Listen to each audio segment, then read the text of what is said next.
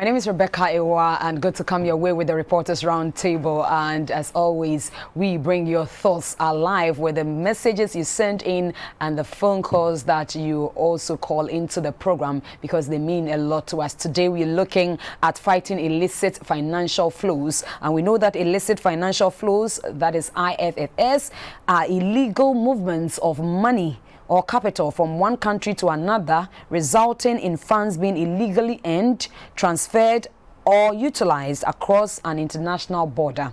Examples include a drug cartel using trade-based money laundering techniques to mix money or legal money from the sale of used cars with illegal money from drug sales, an importer using trade misinvoicing to evade custom duties, value-added tax, or income taxes, and a corrupt public official using an anonymous company to transfer dirty money to a bank account. According to a 2015 report by the Global Financial Integrity, Ghana lost $40 billion between 1960 and 2012 through trade-based illicit financial flows. Ghana is also estimated to lose $3 billion through this same activity every year. But how do we fight this when this crime is white collar in nature and perpetrated by crooks who operate with utmost sophistry and has the financial muscle and means to make life miserable for journalists who try to expose them? This is the matter of contention for this time's Reporters Roundtable, and you can join via text and also online at the Ghana Broadcasting Corporation. The text line will be displayed on your screen. Today we'll do well if we can open the phone line so you can also call. You can also send in your comments and like our page on Facebook at the Ghana Broadcasting Corporation. Send in your comments, your suggestions, and share also the broadcast so that others will also be educated. But before I introduce my guest in the studio, and we'll be going over the phone as well, let's see some of the other news headlines within the week.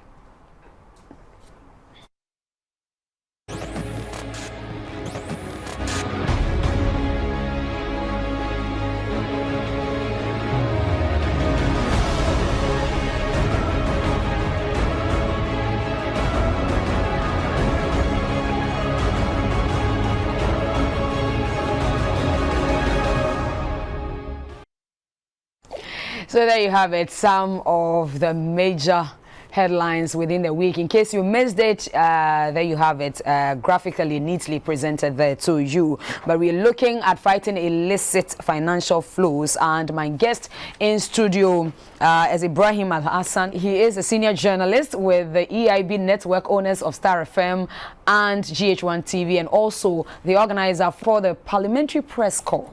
We'll also be joined on phone by the Director of Research and Advocacy at the Media Foundation for West Africa, Dr. Kojo Imprim, who will also tell us what the Media Foundation for West Africa is doing in this light and how interested they are in this particular subject. Also, we are fortunate then we'll have a representative from the Economic and Organized Crimes Office, IOCO, joining us on set, and we'd love to hear from you as well. Ibrahim. Yes. Illicit financial flows. Yes. IFFS. How important is this whole subject, or weightier is the matter before us? Very. When you look at corruption and the fact that we have scarce resources down here for our development. We've been at this for God knows how long. We still have a lot of deficiencies relative to our development, be it infrastructure, be it social, what have you. Then, if you are reminded that just in 2 years in this country, we lost $1.1 billion in the gold mining sector between 2019 to 2021. And this according to IOCO's own investigation. That's how much we lost within a space of 2 years to illicit financial flows. And let me zoom in and touch a bit specifically on the mining sector. This is how it happens. So we've given mining concessions to these multinational companies. They are supposed to mine the gold, and then we have a stake in there. So it's a partnership. It's not like 100% owned by these foreign companies. So the nation has a stake in there. After the gold is mined and processed, it's supposed to be declared that I've gotten these ounces of gold. My percentage is 60%. The state's percentage is, say, 13 or 15%, right?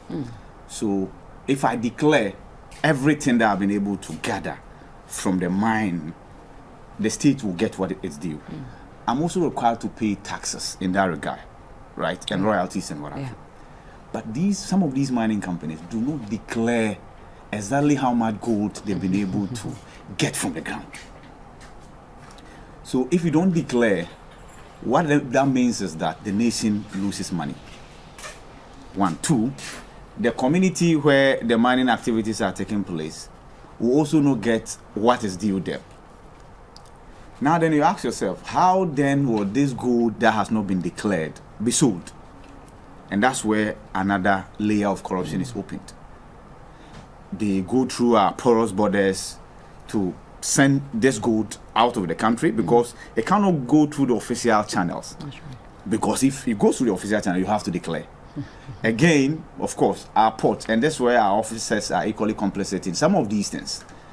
Go through our ports, through greasing of palms and what have you, and somebody turns a blind eye, and these products are sent out of the country, depriving us of the needed resources. And like I said, in 2 years, relative to the mining sector, gold specifically, we lost 1.1 billion.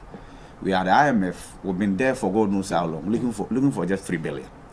Just imagine that if from 2019 to 2022 we had this amount of money coming to us, I'm sure our woes will have been addressed some way, somehow, relatively. Again, you also look at the agreements that we sign with some of these multinational companies and the exemptions we give them. So the nation enters into an agreement with a firm, and in the agreement we say when the firm is importing machinery, right, it's supposed to be part of the capital expenditure of the firm, production cost. Before you declare tax, sometimes you are, per our laws, you declare your taxes on your profit. You pay your taxes based on your profit, right? So before you make profit, you have to declare your production cost. So if I tell you that I bought a mobile phone from, say, Germany at $3,000, even though a mobile phone is supposed to sell for, say, $100, the difference becomes part of my production cost. So when I'm declaring my profit, right, because I've overinflated the cost of the raw material or the gadget production or the machine, exactly, the nation is shortchanged. And these are the mechanisms that are deployed to ensure that the nation is shortchanged through IFFS. So we'll come to the solutions, but I think it largely boils down to our officialdom. People would pay with our taxes to keep an eye on these multinational companies and sometimes these local companies and put in place checks and balances. Recently in the telecom sector, we did that by monitoring the revenue. So if by the end of the day, a telecom company tells you that I made a profit of, say, 1 million Ghana cedis, you cross-check with your monitoring system and find out whether it tallies. It's basic. That's the only way out. Again, it's not just these mining companies and these telecommunication companies. Sometimes our officials, and let me cite an example that happened in Nigeria, where Sani Abacha, as a president, decided to ship the nation's money and stash them in foreign accounts, right? Switzerland, to be specific, because these are countries we term as tax havens. And let's explain what a tax haven is. So there are some countries, when it comes to finances, it's see no evil, hear no evil, say no evil. So if you have an account there and your money is in that account, the country has mechanisms and systems to protect you and your identity from being put out there. So for instance, Nigeria could not have known that their president had a foreign account and the inflows in that account were their own resources as a nation, national resources. being stashed in an account elsewhere until after his death or after he then left the seat. But even engaging that country to get these amounts repatriated back home to Nigeria, as you and I are all witnesses to this, it took a very long time. And even that, there were negotiations as to how much of that money will be transferred. Exactly. So politicians, officials, people in authority, equally other create these shell companies in the tax havens. And when they engage in businesses, dubious businesses many a times, they are able to start their monies, resources in there without anybody getting to know about their dealings. And that's where I'm sure eventually we'll get to the role we journalists and then the media can play in exposing some of these things. So just as drug trade is inimical to the progress of any nation, just as the drug trade brings about heightened level of crimes and then throws the future of the youth in jeopardy, same with illicit financial flows. Right. But I hear it's a big business. It is. What exactly do we need to do that we are not doing? But I'll come to you after this short break because you mentioned the losses we had to incur from 2019 till now, and even in from 1960 to 2012, we even lost 40 billion. And there's an estimation that Ghana will lose $3 billion US, not Ghana cedis, or billion, yes, every year. And that is dangerous. Because there's also a law that says we need to declare. Exactly. I'll come back to you so that we find out more. Let's go on a quick breather. We'll be back.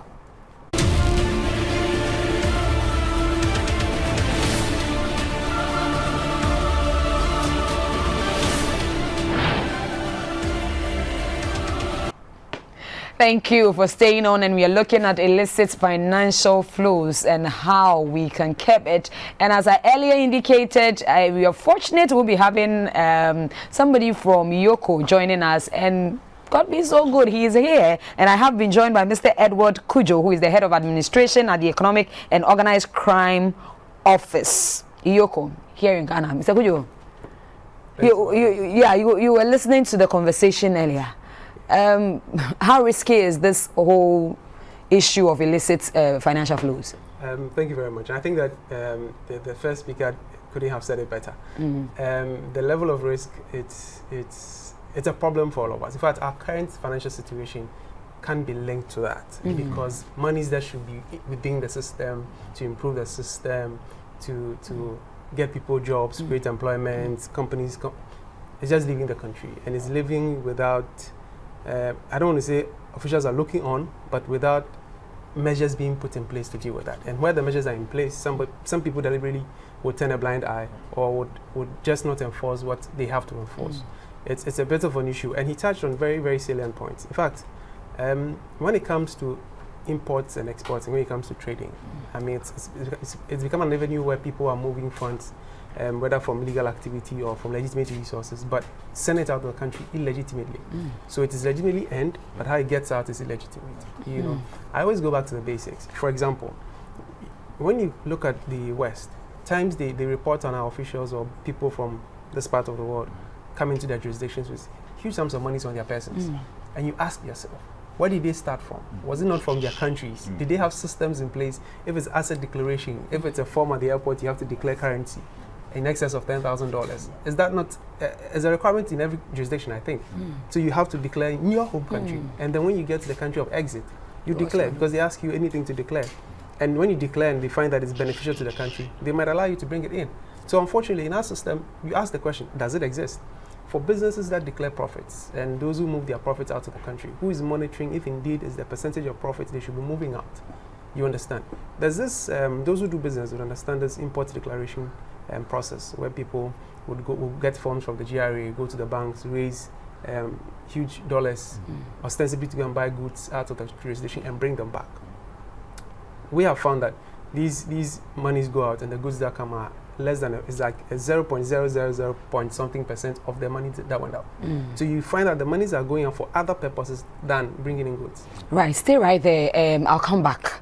I've been joined by the Director of Research and Advocacy at the Media Foundation for West Africa, Dr. Kojo Primo, who will be telling us why even the Media Foundation for West Africa is also interested in this subject matter. Hello, sir.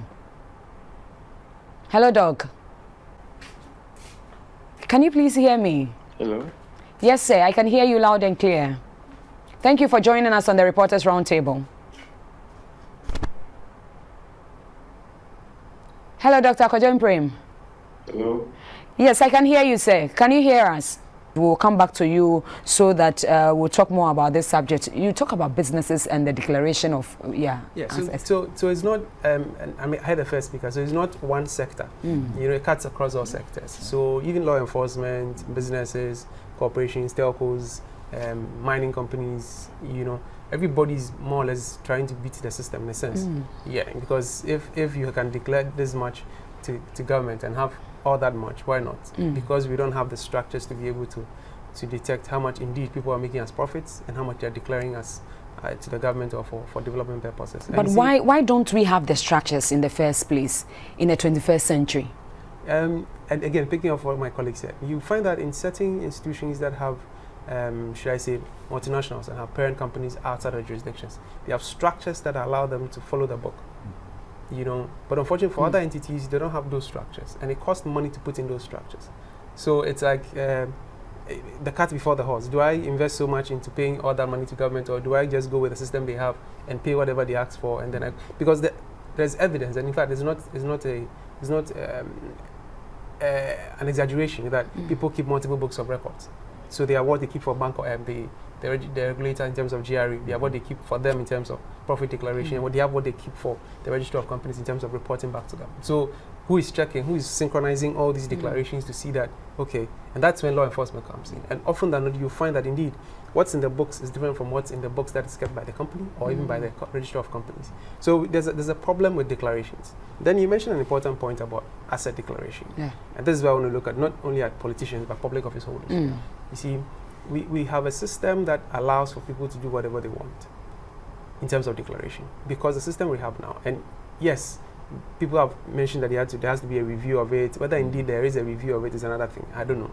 But if you have a system that says, before you take political office or you take government office, declare your assets, okay? And then the person declares the assets in a brown envelope, seals it, and delivers it to whoever is supposed to keep it. And it's there until something happens and you go for an order from the High Court. That document rests there. As to whether improvements have happened or indeed what he has declared is what he has at the time, or there are projections to the future that is what he has declared. Who is checking it?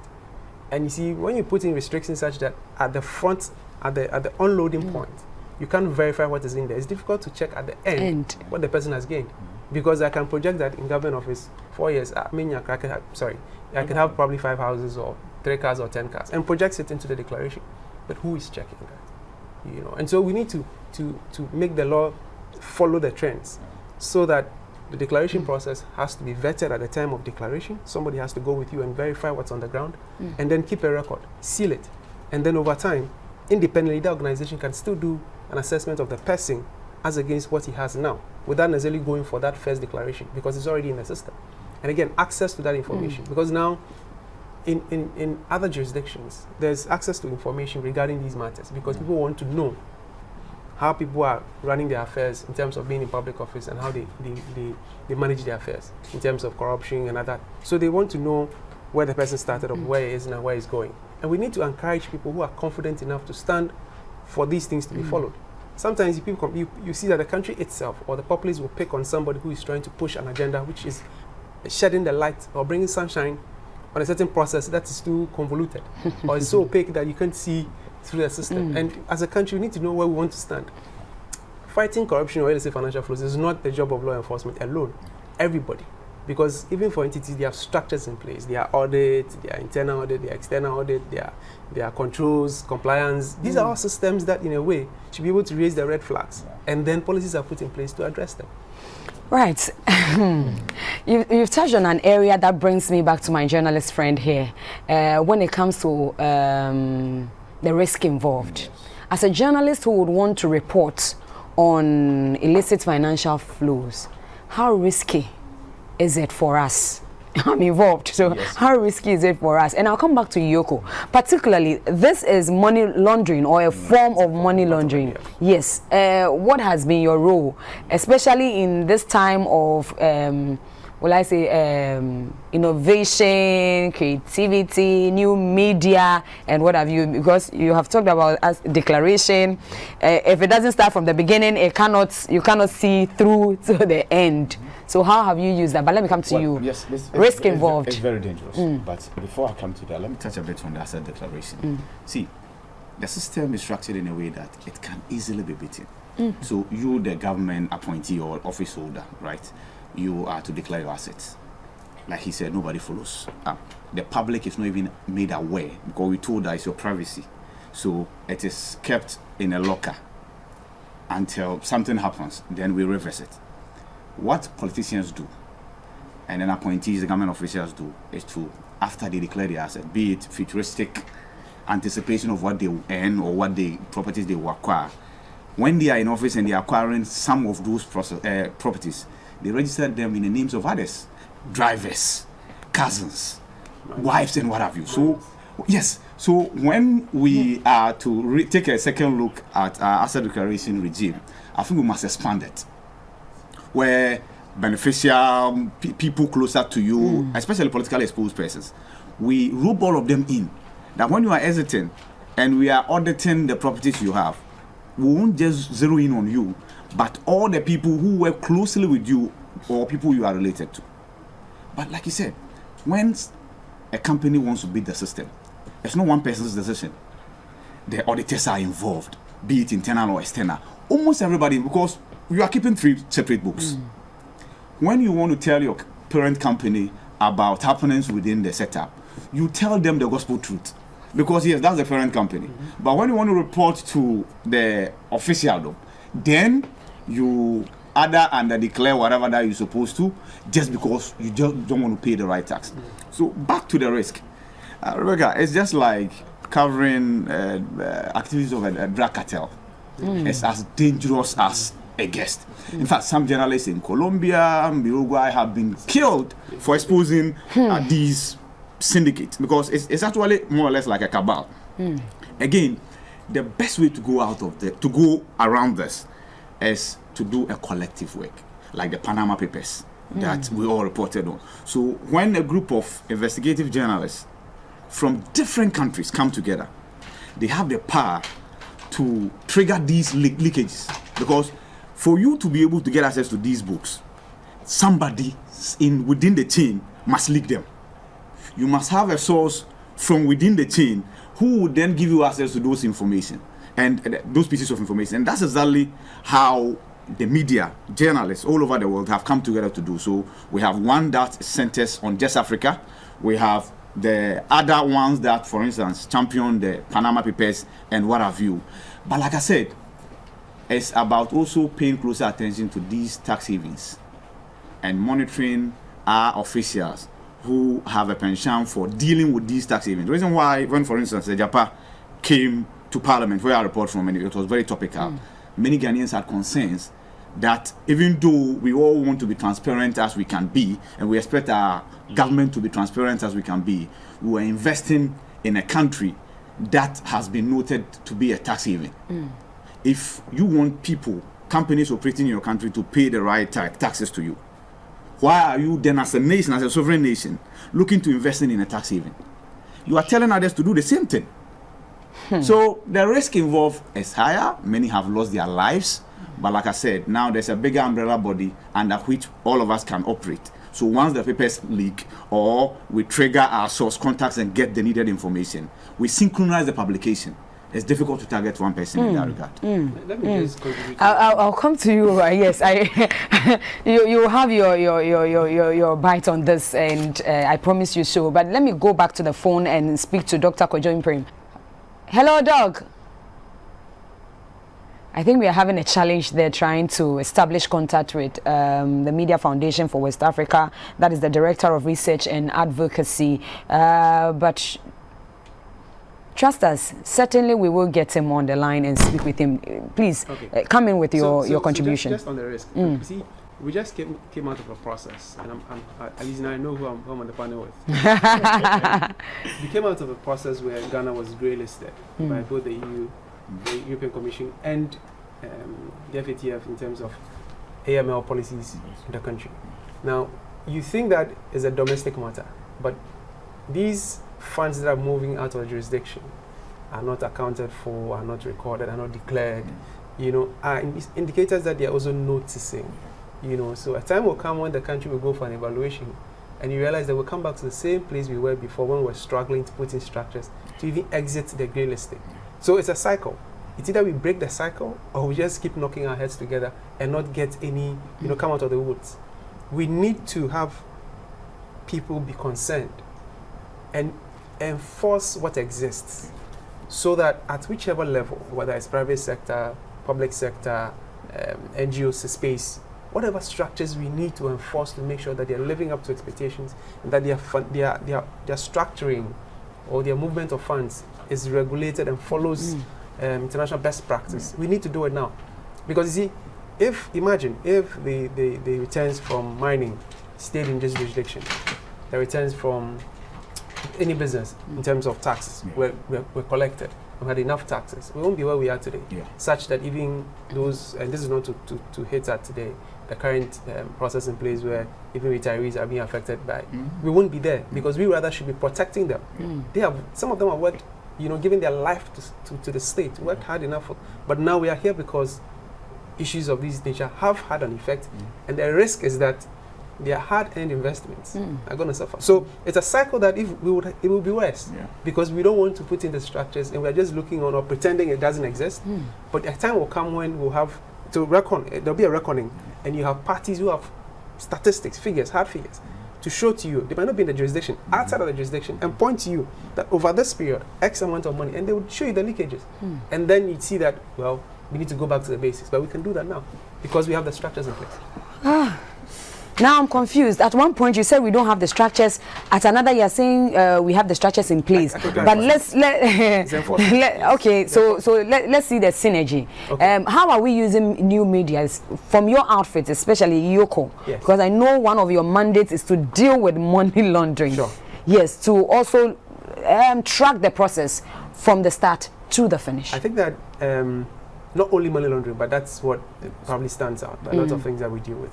However, first thing we've tried to do is to use the same social media to educate people. It always hurts when I talk about social media and even reaching out to the populace, because when you tell them the truth, they don't believe it until they get their fingers burnt. And I can give you a litany of examples, but we need to come to a point where take whatever law enforcement is telling you seriously, or do your own research regarding the area they're speaking to you about. Because now everybody's on their phones doing whether WhatsApp or whatever. So we try to also go on WhatsApp. And what we are doing is sending in messages, text messages, warnings, highlights of things that are happening, some notices to warn your people, even publish the names of persons who are wanted for some illicit activity or whatever. And we continue to engage. We even ask people to make complaints to the same media, whether it is WhatsApp or phone call or whatever, just so they can reach out. But again, the same tool we are using is also the same tool that the criminals are using. Because you are getting this issue of, get a message that the network has called you, something has happened, you want something, and emails, flooding your spam every other time. And for businesses, the most serious thing for them is when you are hit with a business email compromise. Because if you are not careful, your whole earning or your capital can just be wiped out in a few minutes. Because if you're not too diligent and you don't have people who are, because it's also using internet. Your communication is emails to another company that I want to buy X amount of money. You interact and then you get hooked onto the email, change something about the email, just add a small S, or instead of a C, you do it an S, which is very innocuous. A C, make it an S. He responds, sends the money to you. So if you are doing a business and you're not too literate and you want to be ordering things via the internet, shine your eyes, as they would say, because there's something there. So we try to use the same medium to reach out to our people. As to whether they're interested in the content is a different matter, because we can only reach out to you. It's for you to take in the message and then situate yourself properly to react to whatever happens. But if you don't take it, you're interested in the videos and the funny bits and the skits and everything else, you lose an important bit of information, and that is when you get yourself into trouble. Because even the telcos, they cannot fully secure your communication. Do you understand? They can go to a certain extent. The rest is up to you. You need to be vigilant in your communication, who you communicate with, what kind of communication you send, how you deal with your private information, wherever you go. You know, because you're there, somebody calls and says, "Are you this?" They respond, yes. I have a problem. Yes. Even the calls asking whether you are this. Yes. I first would ask you, who is calling? Exactly. Why are you calling me? But people are really, really eager. Sister New landing. It's still going on. Yes. It's still going Even on. at this, after all the, you know, so it's an issue. So And Becky, the awareness creation bit is quite very important. See, he talks about cloning of emails. I've heard a businessman share his story of how he was made to transfer almost $5 million, right, to a business partner, a supposed business partner. Meanwhile, these fraudsters had cloned the business partner's email and had sent him one that, oh, the goods are available now, you can make the payment. It took the intervention of the mother bank in Europe because he knew people there directly. So he placed a call 3 days after he had asked them to make the payment. Something delayed the payment, and that was the only thing that saved him. So when the call went, then they had to block the payment. And like he said, it could just be a dot that has been added to the email address. You will miss it. Somebody tells you that, I want to transfer money from, say, the UK to Ghana, right? Can I use your account? What? Can I use your account? And you say, yes, okay, you can use my account. That's money laundering. And the person might not answer the questions, but you will. Because the recipient account is yours. We keep telling people this, we hear them say it, but just that, I don't know, for some strange reason, the ordinary Ghanaian wouldn't take them seriously. Somebody calls you, sends you a message that you've won a promotion, and it's asking you for your PIN number to your Momo account, and you don't think this is suspicious. Let me get Kojo quickly. Kojo, hello, Doc. Yes, I can. Yes. Oh, good to have you on the line finally. This whole issue about illicit financial flows, why is the Media Foundation for West Africa interested in this particular subject? We consider this a very important subject to us because of its monumental effect on socioeconomic development, particularly in developing countries such as Ghana. Here we are talking about money that are illegally earned, used, and they are moving across borders. And we have to conceptualize the discussion. When you read the Sustainable Development Goal 1641, it is categorical and urging government to reduce or curb illicit financial flows. We have to work on returning stolen assets and also organizing crime. I hear Ibrahim initially talking about the gold sector, but we have done quite a bit of work recently, sometime in December last year, with Yoko in partnership with Ministry of Finance and Economic Planning and also Financial Intelligence Center. At that forum, other areas where illicit financial flow happening came on board. We have discovered the cocoa industry or the sector. We have also discovered the Forest Bureau and also the light fishing, where other nationals, for example, Chinese, are involved, working with our local partners at the front in moving money illegally across borders. And I'm not so much even interested in the figures, but we have to, as journalists, start humanizing the effect of illicit financial flows. Let me give you two quick indicators. Okay. Then you understand how ordinary man or woman on the street can understand the effect of illicit financial for economic development.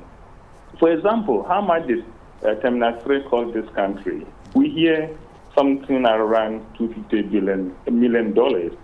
How much does interchange at Pukwasi cost this country? I think it's about $95 million. But here we are, just in 2015 alone, according to Global Integrity Report, we have lost $3 billion. Today, that amount that we are looking from IMF to face the economy that is in crisis. What that means is that if you reduce these two projects I gave it to you, we could have had about 12 Terminal 3 in this country, and that would have expanded economic development. We would have had about 10 interchanges across this country. We could have even gone further to break the figures down. We could have had about state-of-the-art hospitals in every region. So we have to, as journalists, begin to humanizing the figures around illicit financial flow and translate that into ordinary lifestyle, how it affects the person on the street, how it affects me. But also I understand the dynamics of illicit financial flow is a very complex one. It's happening through cash invoicing, shifting of profit here and there. Last year we have, with the support of Oxfam, have trained a core financial, business, and economic reporters to understand the dynamics of illicit financial flow. And we intend to increase their capacity this year. We have designed intervention that we are going to work with this core team, also even with investigative journalists, to train them on how they could go deeper to follow the money, that's how we call it, of illicit financial flow. Because its effect is so monumental that we are losing so much money that we can use to fix socio-economic development. We are being told by President Akufo-Addo at a recent program that they did after that Africa is losing 88 billion USD annually. That's the money that is more than the money that is coming for overseas development assistance. And where are the money going? We are having high net individuals when it comes to property tax. We have been urged to increase domestic resource mobilization as a way of cushioning the money that has been lost. Ghana keep on signing double taxation with other countries. South Africa, Switzerland, we are even here in Dubai, and all of them. We are having secret jurisdiction. These are very complex issues, and it's affecting development. What can the media do? The media have to understand the models of illicit financial flow. It's a very complex one. The data has to be reduced by experts. When we mention the figures, I'm sorry, we don't understand those figures because that doesn't resonate with me. But we're able to go behind the figure that we are mentioning and translate that into common basic understanding as I'm giving this indicator of this through project. Then we begin to appreciate the dynamics of illicit financial flows. We need to do more collaboration also with the state actors. So we have partnered with YOCO. We have partnered with Ministry of Finance and Economic Planning, and we intend to do more. It's a very lonely and dangerous road, I must say, because it's a mature industry. We have a lot of some businesses, some politicians, we are told, all getting involved, working with across border. Even when it comes to the stress on national security, terrorism comes into play. That is why SDG is urging various countries to tackle organized crime. And you could have a responsibility in this direction. We need to continue to do advocacy when it comes to illicit financial flows, both media, civil society. We need to continue to train more journalists, especially financial business economic reporters, to understand the dynamics of illicit financial flows in this country. It's a threat, and there are laws. When it comes to Ghana, we have passed Anti-Money Laundering Act, 2008 Act 749. We have Anti-Terrorism Act 762, that is dealing with illicit financial flows. We have the National Framework for Counter and Preventing Violent Extremism. We have Accra Initiative. All these laws are supposed to help us address or keep illicit financial flows. And media has interest in understanding this law. But this is another threat or another challenge, I will call it challenge rather, that the media is facing when it comes to illicit financial flows. The issue of ownership and commercialization of the media is critical. State broadcasting like BBC may be able to do this effectively, but a private station that is being sponsored on adverts, they are running the business on adverts.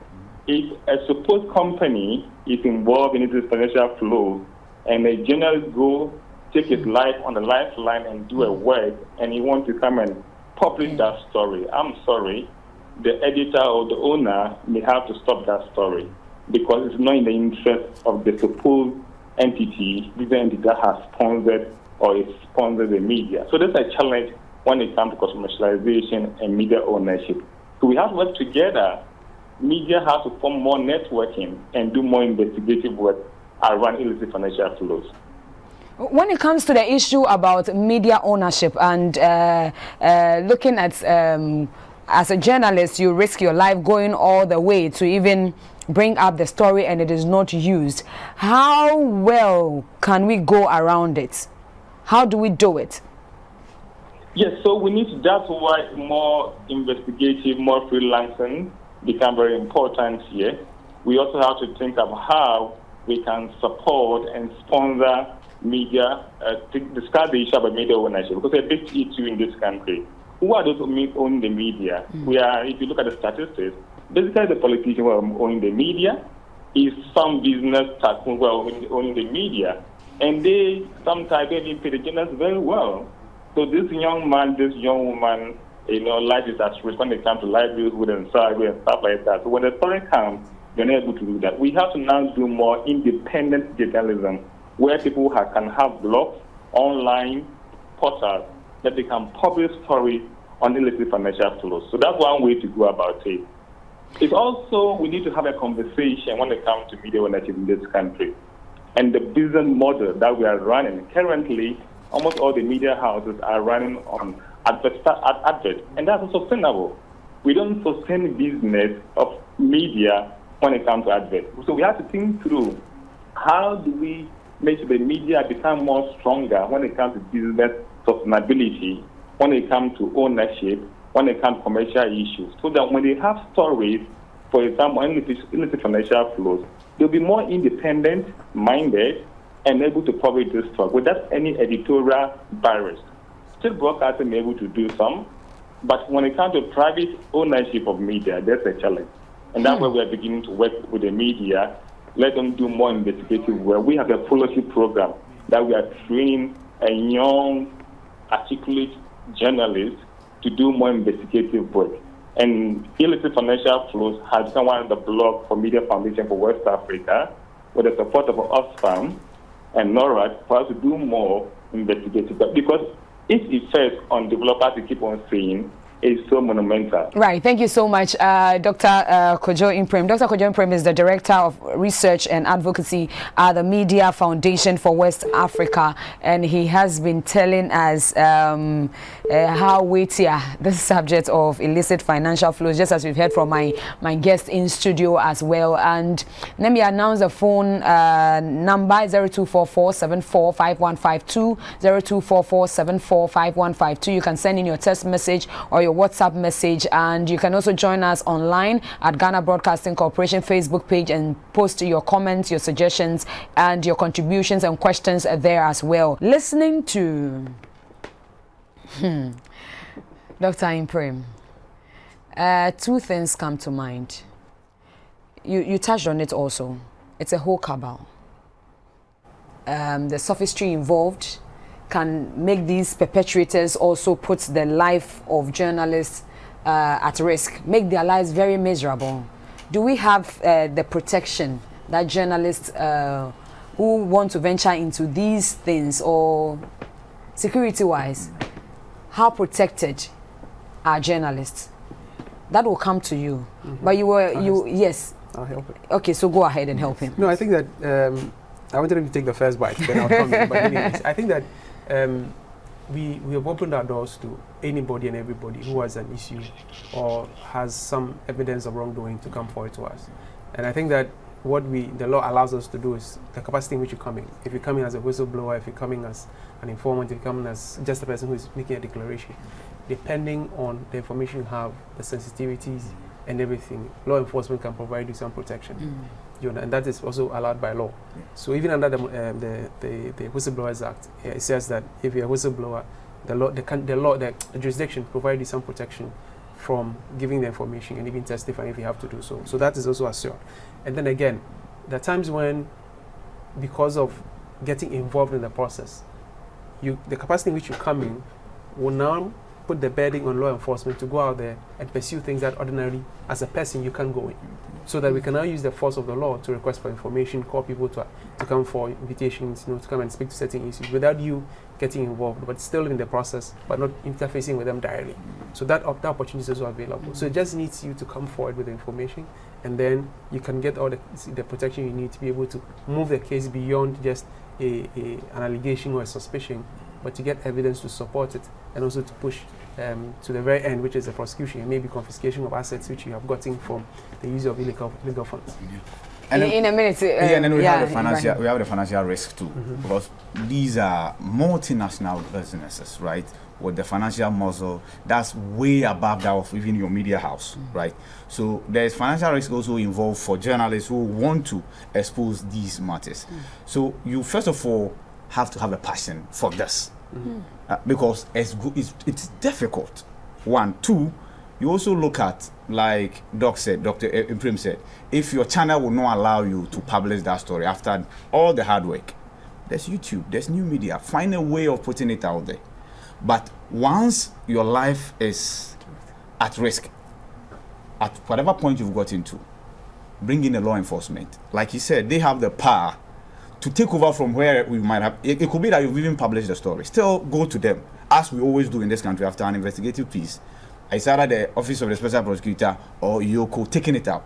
And that collaboration is quite helpful. That collaboration is quite helpful. K. Amos says, important topic you have discussed here. And Ghana would, he kept saying, Ghana wouldn't have gone through all of what we are going through if we have guarded our gates well. And the media should also do more. Coverage in this area is on the low side. We should also turn our attention to these things because we can help our country. Amo is sending that one, and I have other messages, but unfortunately my time is up, so let me pick this one. This one says, Ibrahim and the man from Yoko, thank you very much, but let Yoko be doing more. They should collaborate also with the Special Prosecutor's Office and other security agencies, because Ghana is losing more, and from what I heard from your estimation, we are likely to even lose more. Look at what is happening now, that pensions funds will be affected, even young people's monies will also be affected. Why should we get here? It is time we all wake up. And this one is coming from Claudia Nettie.